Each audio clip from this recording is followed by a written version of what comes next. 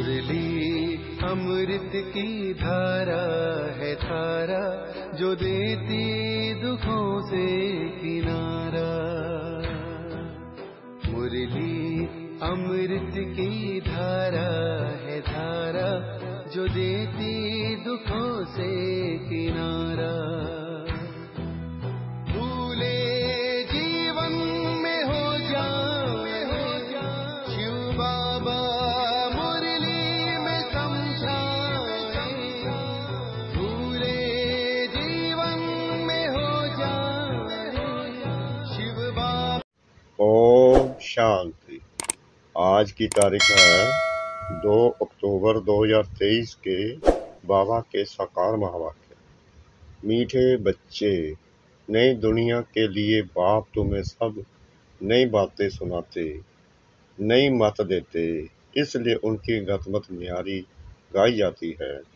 बाबा ने प्रश्न पूछा, रहमदिल बाप सभी बच्चों को किस बात में सावधान कर ऊंच तकदीर बना देते हैं? बाबा ने उत्तर दिया, बाबा कहते, बच्चे, ऊंच तकदीर बनानी है तो सर्विस करो। अगर खाया और सोया, सर्विस नहीं की तो ऊंची तकदीर नहीं बना सकेंगे।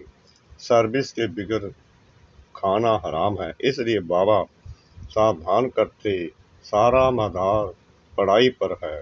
तुम ब्राह्मणों को पढ़ना और पढ़ाना है, सच्ची गीता सुनानी है।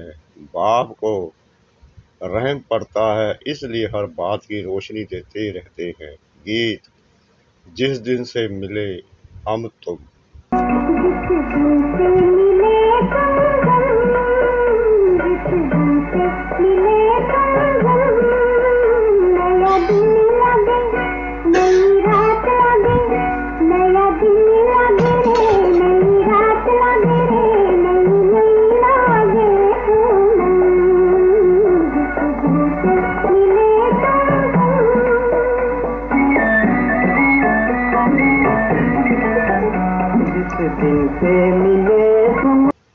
ओम शांति।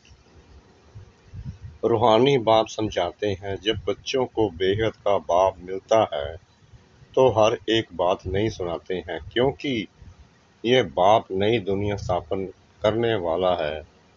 मनुष्य तो ऐसी नई बातें सुना न सके। बाप, जिसको हेवनली गॉड फादर कहा जाता है, वह बेहद का बाप स्वर्ग की स्थापना करने वाला है। नरक की स्थापना करने वाला है रावण। 5 विकार स्त्री में, 5 विकार पुरुष में वह हो गई रावण सब पर दाए। जो यह नई बात सुनाई ना स्वर्ग बनाने वाला है परम पिता परमात्मा, जिसको राम कहते हैं, नरक बनाने वाला है रावण, जिसका चित्र बनाकर वर्ष वर्ष जलाते हैं। एक बार जल गया तो फिर उनका एफिजी देखने में थोड़ी आएगा। वह आत्मा जाकर दूसरा शरीर लेती है, फीचर्स आदि बदल जाते हैं। यह तो रावण के वही फीचर्स वर्ष वर्ष बनाते और जलाते हैं। वास्तव में जैसे निराकाशी बाबा का कोई फीचर नहीं, वैसे रावण का भी कोई फीचर नहीं। यह रावण तो विकार है। बाप यह समझाते हैं, मनुष्य भक्ति मार्ग में क्या चाहते हैं? भगवान आते ही हैं भक्ति का फल देने व रक्षा करने, क्योंकि भक्ति में दुख बहुत है, सुख है अल्पकाल, क्षणभंगुर। भारतवासियों का बिल्कुल दुखी जीवन है। कोई का बच्चा मरा, कोई का देवाला निकला, जीवन तो दुखी रहता है ना। बाप कहते हैं, मैं आता हूँ सभी का जीवन सुखी बनाने। बाप आकर के नई बात बताते हैं, कहते हैं, मैं आया हूँ स्वर्ग की स्थापना करने। वहाँ तुम विकार में नहीं जाएंगी। वह है निर्विकारी राज्य, यह है विकारी राज्य। अगर तुमको स्वर्ग का राज्य चाहिए तो वह बाप ही स्थापन करते हैं। नरक का राज्य रावण स्थापन करते हैं। तो बाप पूछते हैं, तुम स्वर्ग में चलेंगे? बैकुंठ महारानी महाराजा विश्व के मालिक बनेंगे? यह कोई वेद शास्त्र आदि की बातें नहीं है। बाप ऐसे नहीं कहते कि राम राम कहो व दर दर धक्के खाओ, मंदिरों में तीर्थों आदि में जाओ व गीता भागवत आदि बैठकर पढ़ो। नहीं, सतयुग में तो शास्त्र होते नहीं। तुम भल कितने भी वेद शास्त्र आदि पढ़ो, यज्ञ जप दान पुण्य आदि करो, यह है ही धक्के खाना। इनसे प्राप्ति कुछ भी नहीं। भक्ति मार्ग में कोई एम ऑब्जेक्ट नहीं है। मैं तुमको स्वर्ग का मालिक बनाने आया हूँ। इस समय सब नरकवासी हैं। अगर कोई को कहो तुम नरकवासी हो तो बिगड़ेंगे। वास्तव में तुम जानते हो, नरक कलयुग को और स्वर्ग सतयुग को कहा जाता है। बाप बैकुंठ की बादशाही ले आए हैं। कहते हैं स्वर्ग का मालिक बनना है तो पवित्र जरूर बनना पड़ेगा। बाबा कह रहे हैं कि अगर आपको स्वर्ग का मालिक बनना है तो पवित्र जरूर बनना पड़ेगा। मूल बात सारी पवित्रता की है। कई मनुष्य कहते हैं हम पवित्र तो कभी नहीं रह सकते।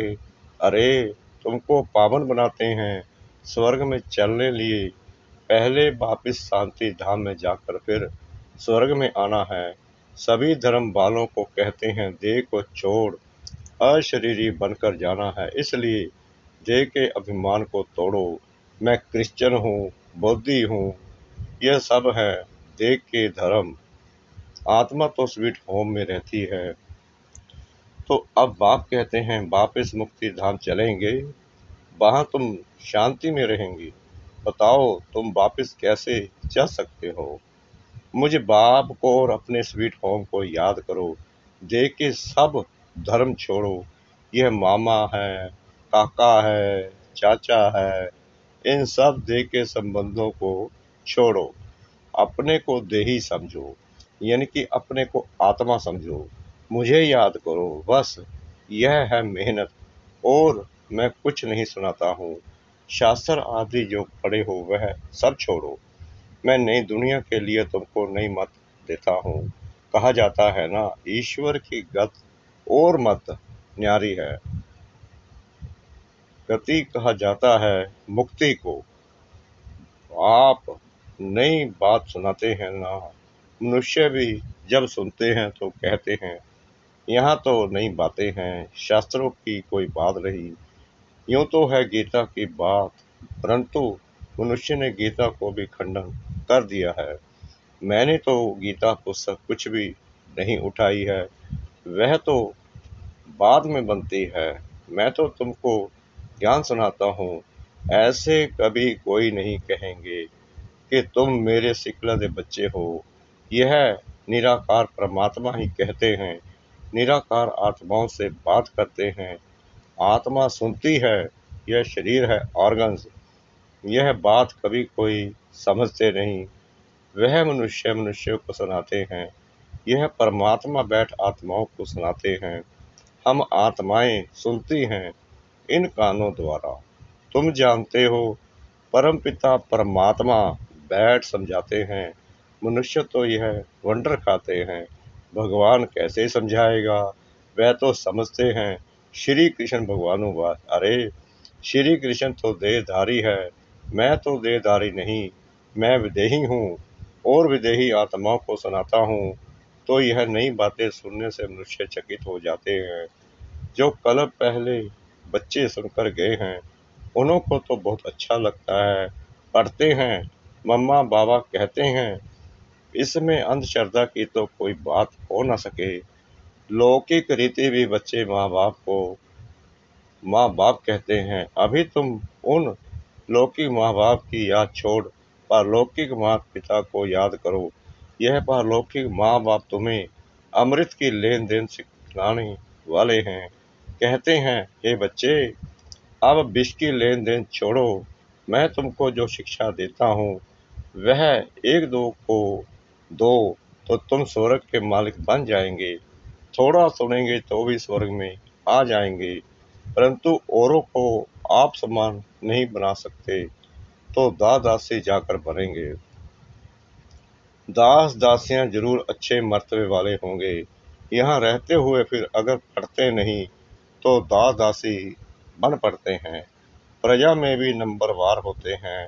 जो अच्छी रीति पढ़ते हैं वह इतना ऊंच पद पाते हैं, प्रजा में साहूकारों के भी दास दासियां होंगे। हर एक को अपनी शक्ल देखनी है, हम क्या बनने लायक हैं। बाबा से अगर कोई पूछे तो बाबा झट बता देंगे। बाप तो सब कुछ जानते हैं और सिद्ध कर बतलाते हैं कि इस कारण यह तुम बनेंगे। बल सरेंडर किया है उसका भी हिसाब किताब है। सरेंडर किया है परंतु कुछ सर्विस नहीं करते, सिर्फ खाते पीते रहते। तो जो दिया वह खाकर खत्म करते हैं। दिया सो खाया, सर्विस नहीं की तो थर्ड क्लास दास दासी जाकर बनेंगे। हाँ, सर्विस करते हैं और खाते हैं तो ठीक है, धंधा कुछ नहीं करते तो खा खा कर खत्म कर देते हैं, फिर और भी बोझा चढ़ जाता है। यहाँ रहते हैं जो दिया सो खाया, जो फल नहीं देते हैं परंतु सर्विस बहुत करते हैं तो वह ऊंच पद पा लेते हैं। मम्मा ने धन कुछ नहीं दिया परंतु पद बहुत ऊंच पाती है, क्योंकि बाबा की रूहानी सर्विस करती है। हिसाब है ना, कईयों को नशा रहता है, हमने तो सब कुछ दिया है, सरेंडर हुए हैं परंतु खाते भी तो हैं ना। बाबा मिसाल तो सब बताते हैं, सर्विस नहीं की, खाया और खलास किया। कहते हैं ना, जिन सोया तिन खोया। 8 घंटा सर्विस करने बिगर खाना हराम है। खाते रहेंगे तो जमा कुछ नहीं होगा, फिर सर्विस करनी पड़ेगी। बाप को तो सब बतलाना पड़ता है ना। जो कोई ऐसे नहीं कहे कि हमको बतलाया क्यों नहीं, बाबा ने सब कुछ दिया और फिर सर्विस भी करते रहते हैं तो ऊंच पद भी है। सरेंडर हुए और बैठ खाया, सर्विस नहीं की तो क्या बनेगा। श्रीमत पर चलते नहीं, बाबा खास समझा रहे हैं। ऐसे नहीं कि पिछाड़ी को कहे कि हमारा पद ऐसा क्यों हुआ। तो बाप समझाते हैं, सर्विस ना करना, मुफ्त में खाना, उसका नतीजा कल्प कल्पांतर का यह हो जाएगा। इसलिए बाबा सावधान करते हैं, समझना चाहिए कल्प कल्पांतर के लिए हमारा पद भ्रष्ट हो जाएगा। बाबा को रहम पड़ता है, इसलिए हर बात की रोशनी देते हैं। सर्विस नहीं करेंगे तो ऊंच पद नहीं पा सकेंगे। जो गृहस्थ व्यवहार में रहते सर्विस करते हैं उनका पद बहुत ऊंच है। सारा मदार पढ़ाई और पढ़ाने पर है। तुम ब्राह्मण हो, तुमको सच्ची गीता सुनानी है। वह तो कच्छ में कुर्म उठाते हैं, तुम्हारे कच्छ में कुछ नहीं। तुम हो सच्चे ब्राह्मण, तुमको सब सुनाना है, सच्ची प्राप्ति करानी है। और सबने घाटा ही दिलाया है, इसलिए लिखा जाता है वह सब झूठ है। बाबा सच सुनाकर सचखंड का मालिक बनाते हैं, यह तो समझने की बात है। विश्व का मालिक बनना कम बात है क्या। सेंसिबल बच्चे जो होंगे वह तो प्लान बनाते रहेंगे, हम सोने की ईंटों का ऐसे ऐसे मकान बनाएंगे, यह करेंगे। साहूकार का बच्चा जैसे बड़ा होता जाएगा तो उनके ख्यालात चलेंगे, हम ऐसे करेंगे, यह बनाएंगे। तुम भी भविष्य में प्रिंस बनते हो तो शौक होगा ना। हम ऐसे ऐसे महल बनाएंगे जो और कोई का नहीं होगा। यह ख्यालात उनके चलेंगे जो अच्छी रीति पढ़कर पढ़ाते हैं। बादशाही तो होगी ना, तो बुद्धि में ये ख्यालात चलनी चाहिए। हम कितने नंबर से पास होंगे, बड़ा भारी स्कूल है, इसमें लाखों करोड़ों पढ़ेंगे, ढेर आएंगे। यह सब बातें बाप ही बैठ समझाते हैं। भगवान एक है, उनको ही माता पिता कहते हैं, वह आकर अडॉप्ट करते हैं। कितनी गुहा बातें हैं। यह नया स्कूल है, नया पढ़ाने वाला है, कितना अच्छी रीति समझाते हैं। झोली उनकी भरेगी जो लायक होंगे, बाप को याद करेंगे। माँ बाप को कभी कोई भूलता नहीं है, फिर संगम योगी बच्चे बाप को भूल कैसे सकते हैं। अच्छा, दुनिया धम चक्कर में है और तुम बच्चे चुप हो। चुप में है शांति, शांति में है सुख। तुम जानते हो मुक्ति के बाद फिर है जीवन मुक्ति। तुम बच्चों को सिर्फ 2 अक्षर याद है, अलफ अल्लाह और बे बादशाही। सिर्फ एक अलफ को याद करने से बादशाही मिल गई, बाकी क्या बचा? बाकी रही छाछ। अलफ मिल गोया मक्खन मिला, बाकी सब है छाछ।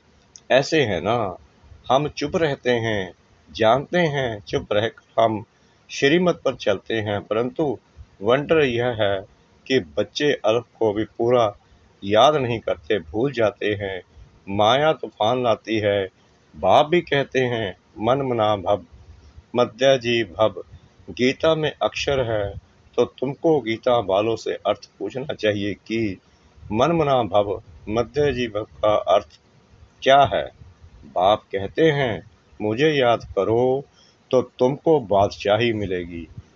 सब दे के धर्म छोड़ देही बन जाओ और बाप को याद करो तो बादशाही मिलेगी। ग्रंथ में भी कहते हैं जपो अल्प को तो बादशाही मिलेगी। सच खंड की रजाई मिलती है। हम दुनिया से बिल्कुल न्यारे हैं और कोई भी ऐसे नहीं कहेंगे। बाप तुम्हें नई बातें सुनाते हैं, बाकी सब पुरानी बातें ही सुनाते हैं। बात बड़ी सहज है, अलफ के बनो तो बादशाही मिलेगी, फिर भी पुरुषार्थ तो करना पड़े। आप सामान बनाने की जितनी सर्विस करेंगे उतना फल मिलेगा। मनुष्य न अलफ को जानते हैं न बे को जानते हैं। बे माना बादशाही का मक्खन।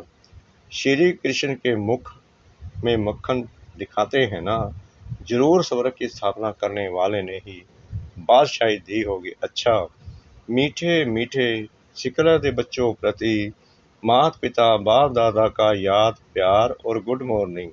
रूहानी बाप की रूहानी बच्चों को नमस्ते। हम रूहानी बच्चों की रूहानी बाप दादा को श्रद्धा भरी प्रेम भरी नमस्ते। शुक्रिया बाबा, शुक्रिया बाबा, शुक्रिया बाबा इस मीठी मीठी मीठी मुरली के लिए। धारणा के लिए मुख्य सार। नंबर 1, वापिस स्वीट होम यानी घर जाना है, इसलिए देह के धर्मों और संबंधों को भूल स्वयं को देही समझना है, इसी अभ्यास में रहना है। नंबर 2, बाप की जो शिक्षाएं मिली हैं वह दूसरों को देनी है। आप सामान बनाना है, 8 घंटे सर्विस जरूर करनी है। वरदान। शुद्ध फीलिंग द्वारा फ्लू की बीमारी को खत्म कर वरदानों से फलने वाले सफलता मूर्त भाव। सभी बच्चों को बाप दादा की श्रेष्ठ मत है। बच्चे सदा शुद्ध फीलिंग में रहो। मैं सर्वश्रेष्ठ अर्थात कोटों में कोई आत्मा हूँ। मैं देव आत्मा, महान आत्मा, विशेष पाठधारी आत्मा हूँ। इस फीलिंग में रहो तो व्यर्थ फीलिंग का फ्लो नहीं आ सकता।